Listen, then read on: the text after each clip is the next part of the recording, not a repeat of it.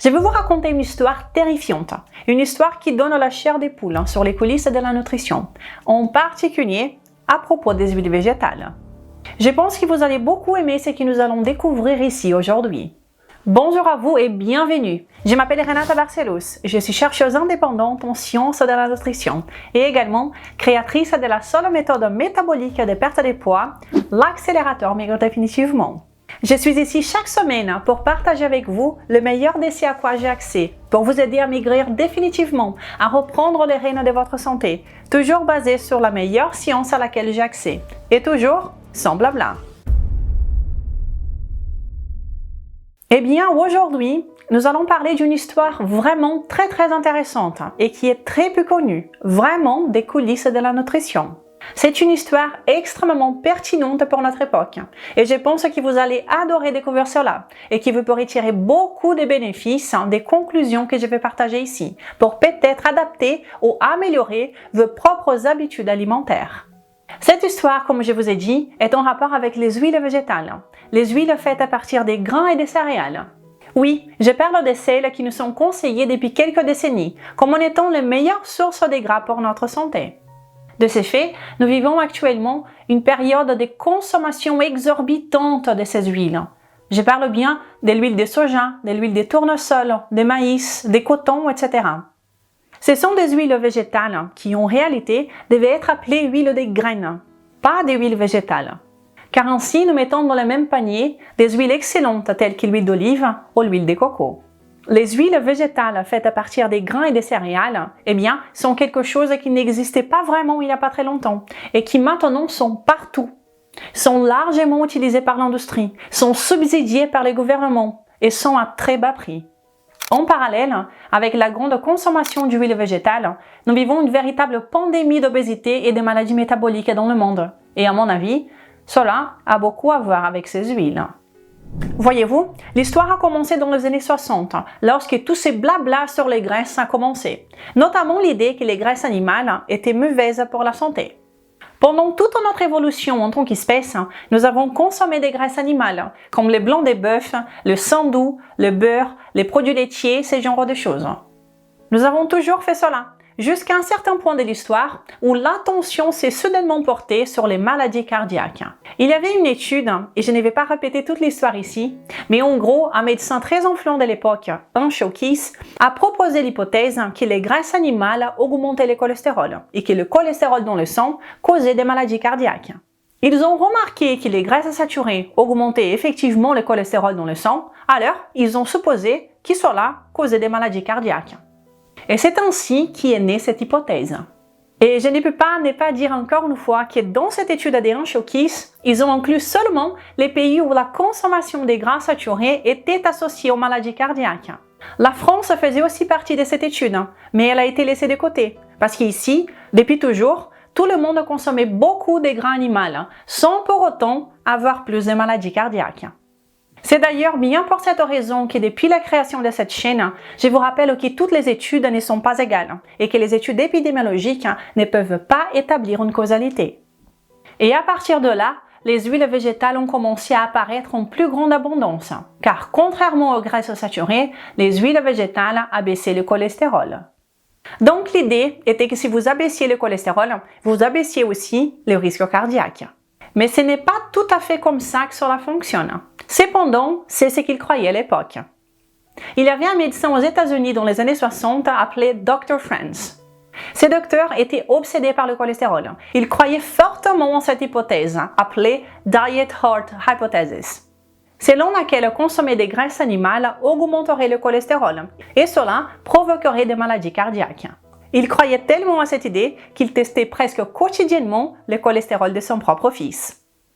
Cependant, il était également un scientifique et il savait très bien qu'à l'époque, il n'y avait pas vraiment d'études bien contrôlées, comme des essais cliniques randomisés, pour confirmer cette idée à laquelle il croyait fermement. Il savait bien que les huiles végétales abaissaient le cholestérol, mais il voulait les prouver de manière contrôlée pour montrer une bonne fois pour toutes que les huiles végétales étaient supérieures aux graisses saturées. Et que nous devrions donc consommer de l'huile de soja, de l'huile de maïs, etc. Et cela au lieu de notre bon vieux beurre ancestral. Il a donc décidé de mener une étude bien contrôlée pour prouver ce qu'il croyait vrai. Et il a réalisé ce qui est jusqu'à ce jour l'un des plus grandes études dans ce domaine. Il a impliqué 6 hôpitaux et une maison de repos. Ce que cela signifie, c'est que l'étude était un essai clinique randomisé en double aveugle, rigoureusement contrôlé, où tous les repas étaient surveillés. Ils avaient donc un groupe contrôle qui continuait à consommer du beurre, du lait entier, ainsi que d'autres aliments riches en graisses saturées. Environ 18% des calories consommées par ces personnes de ces groupes provenaient des graisses saturées. Et ça, c'était le groupe contrôle, le groupe qui n'a rien changé. Et ensuite, il y avait le groupe d'intervention, où ils ont réduit la consommation des graisses saturées et augmenté l'apport en huile végétale. Autrement dit, ils ont remplacé le beurre par l'huile de maïs, qui est une huile végétale. Ils ont mené cette étude de manière très rigoureuse avec près de 10 000 personnes. Cet essai clinique randomisé en double aveugle a duré presque 5 ans avec un suivi et un contrôle parfait dans les centres hospitaliers impliqués. Et à la fin, il a collecté toutes les données et les a analysées. Cependant, les résultats n'étaient pas aussi explosifs qu'il avait espéré. Il a commencé à se demander s'il avait mal calculé ou mal analysé les données. Puis, il a mis en place une manœuvre bien connue dans la science. Comme les résultats n'étaient pas ceux qu'il attendait, il a décidé de ranger les résultats dans un tiroir, pensant qu'il les examinerait plus tard pour trouver où était l'erreur de ses trouvailles. En fait, le Dr France n'a jamais publié cette étude. L'étude a été réalisée entre les années 60 et 70, de 1968 à 1973. Avançons maintenant dans le 21e siècle. Le docteur Christopher Hamsden, un médecin-chercheur du National Institute of Health aux États-Unis, s'est demandé pourquoi il n'existait pas d'études de qualité, des essais cliniques randomisés, qui évaluaient réellement ce qui arrive aux gens lorsqu'ils suivent les recommandations diététiques. À savoir, remplacer les graisses saturées comme le beurre par la margarine ou les huiles végétales. Cela faisait des décennies que les gens entendaient qu'ils devaient réduire les graisses animales, en particulier les graisses saturées, et les remplacer par des graisses végétales, comme les huiles végétales. C'est d'ailleurs ce que nous avons tous fait, n'est-ce pas? Le Dr Hamsden a su qu'une étude de ce type avait été réalisée il y a longtemps, mais n'avait jamais été publiée. Il a donc décidé de contacter la famille du Dr France et a réussi à entrer en contact avec son fils, qui était lui-même cardiologue.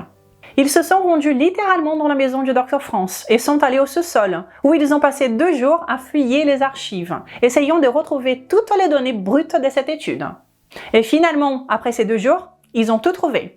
Toutes les données complètes, non analysées, prêtes à être examinées à nouveau. Et le Dr Hamsden a obtenu l'approbation du fils du Dr France pour analyser ces données. Après avoir passé du temps à les examiner, il a appelé le fils du Dr France et lui a dit: je comprends maintenant pourquoi votre père n'a jamais publié cette étude. Je pense que cela aurait pu mettre en péril toute sa carrière à l'époque. Cependant, il a ajouté: je pense que ces données pourraient être utiles aujourd'hui. Que pensez-vous?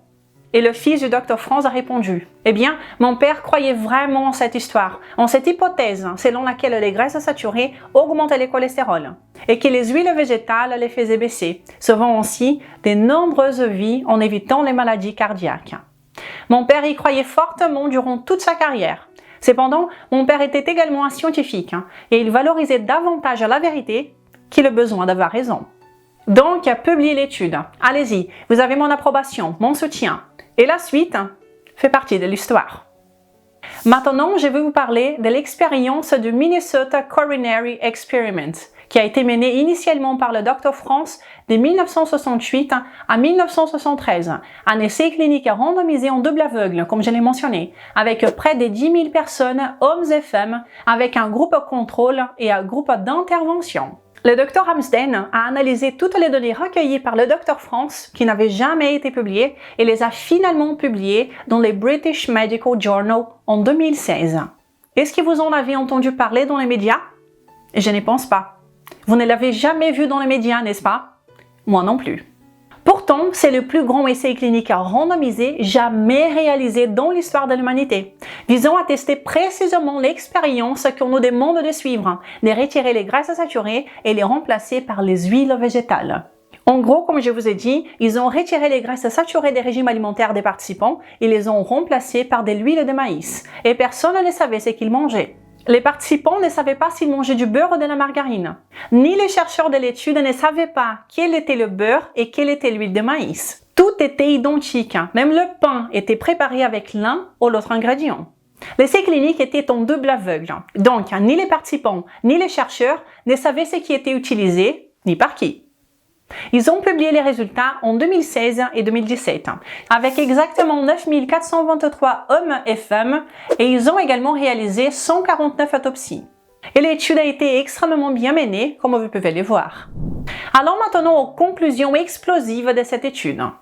Les preuves des essais cliniques randomisés montrent que la substitution des graisses saturées dans l'alimentation par des huiles végétales fait effectivement baisser le cholestérol sanguin. Mais cela ne réduit pas le risque de décès, des maladies cardiaques ou de toutes causes confondues. En fait, ils ont découvert qu'il y avait une augmentation de 22% du risque de décès pour chaque diminution de 30 mg par litre de cholestérol dans le sang. Vous comprenez maintenant pourquoi le Dr France n'a jamais publié cette étude? En d'autres termes, il n'y avait aucun bénéfice à retirer les graisses saturées et à les remplacer par les huiles végétales. Il faut aussi rappeler que l'étude a duré au maximum de 5 ans. Certaines personnes ont été suivies pendant 4 ans, d'autres pendant 5 ans, ce qui est une période relativement courte. Nous savons que les maladies cardiovasculaires mettent du temps à se développer, avec la formation des plaques et autres problèmes. Imaginez donc si l'étude avait été menée pendant une période plus longue. Nous avons essentiellement constaté qu'il n'y avait aucun bénéfice à cette substitution, et en réalité, il y avait des indices que cela était même pire. Les auteurs de l'étude ont ajouté que ces résultats viennent s'ajouter à un ensemble croissant d'épreuves qui surestiment les bénéfices de remplacer les graisses saturées par des graisses végétales riches en acide linoléique, qui est l'un des principaux composants de toutes ces huiles végétales. C'est incroyable, vraiment incroyable ce qui se passe ici. C'était une étude historique et elle va de pair essentiellement avec une autre étude clinique randomisée similaire, le Sydney Diet Heart Study, menée à peu près à la même époque et qui avait trouvé la même chose. Les personnes qui ont remplacé les graisses saturées par des huiles végétales sont mortes en plus grand nombre, toutes causes confondues. Alors voilà, cette étude est venue après cette réanalyse menée par le Dr Ramsden, très bien faite et publiée dans les British Medical Journal. Fondamentalement, ce que nous avons vu dans cette étude, que vous connaissez probablement pas, à moins que vous suivez mon travail ici, ou que vous soyez dans le domaine de santé, est très à jour selon la science. Eh bien, c'est le fait que ces types d'informations ne se voient pas beaucoup. Mais cette étude est la preuve la plus solide, la plus complète et la mieux contrôlée que nous ayons. Elle montre essentiellement que la recommandation qu'il donne à la population depuis des décennies de remplacer les graisses saturées par des huiles végétales est complètement erronée et injustifiable. Et ce n'est qu'une seule étude parmi d'autres dont je vous parle. Il y a de nombreuses facettes à ce sujet que l'on peut aborder ici, et que j'aborde assez souvent.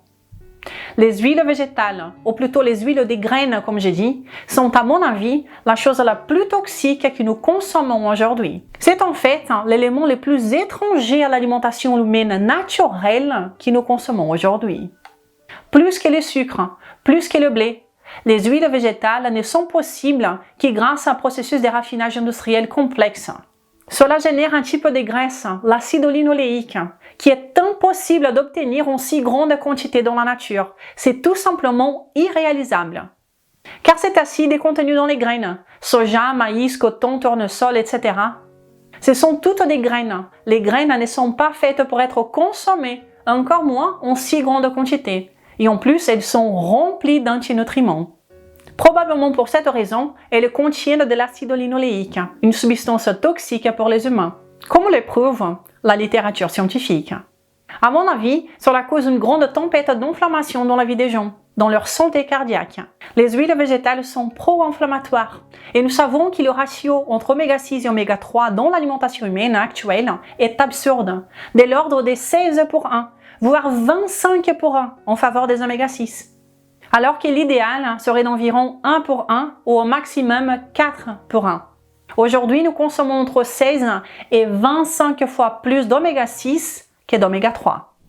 Cette étude est véritablement comme si on laissait tomber le micro au milieu de la pièce et qu'on partait, car c'est la preuve la plus puissante que nous ayons.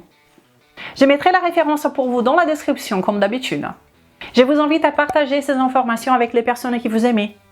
Cette vidéo contient des informations puissantes qui peuvent aider beaucoup de gens à prendre des meilleures décisions concernant leur santé. Ces genres de choses, vous ne verrez pas dans les médias, car il y a d'énormes intérêts dans l'industrie des huiles végétales. C'est comme nager à contre-courant. La résistance est énorme. J'espère que vous avez apprécié cette histoire. Et quand vous commencerez à suivre la science, et non ces histoires fausses et ces expériences biaisées qu'on nous demande de suivre, vous verrez des choses positives et surprenantes se produire. Comme le montre le cas de succès d'aujourd'hui. J'ai perdu 11 kilos entre la mi-mai et la fin septembre. Merci Renata.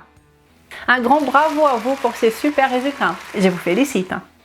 Comme je l'ai déjà dit, mais je le répète, à mon avis, et d'après la littérature que je connais, les huiles végétales sont vraiment la chose la plus toxique que nous introduisons régulièrement dans notre corps de nos jours, en tant que population. À mon avis également, elles sont en grande partie responsables de la catastrophe sanitaire qui continue de s'aggraver. Alors les amis, éloignez-vous des huiles végétales. À mon avis, elles sont grandement responsables du blocage des rouages de notre santé et métabolisme. Je recommande toujours de revenir à la consommation des graisses naturelles et ancestrales qui ont toujours fait partie de notre alimentation humaine jusqu'à aujourd'hui, avant que nous pensions être plus intelligents que la nature elle-même. En créant des hypothèses, puis en les transformant en directives, sans les avoir testées correctement à travers des essais cliniques randomisés, justement comme cela a été fait dans l'expérience du Minnesota Coronary Experiment. Cette étude n'a tout simplement pas montré les résultats escomptés et donc n'a jamais été publiée. Pourtant, cela aurait pu sauver des millions de personnes dans le monde. Si votre objectif principal est la perte de poids et que vous voulez mon aide pour y arriver, alors vous pouvez profiter de tous ces contenus gratuits que je partage ici toutes les semaines. Mais si vous avez besoin d'être plus encadré pour aller au-delà, je vous invite à venir connaître mon programme de perte de poids qui s'appelle l'accélérateur Maigre définitivement. Vous y trouverez littéralement tout ce dont vous avez besoin pour atteindre votre poids idéal et les garder pour toujours. Si cette vidéo vous a été utile, alors je vous invite à me laisser un pouce en l'air, à me laisser votre commentaire, à partager cette vidéo. Toutes ces actions m'aident énormément avec ce travail que j'ai fait ici. Je vous souhaite une belle journée et je vous dis à la semaine prochaine. Au revoir!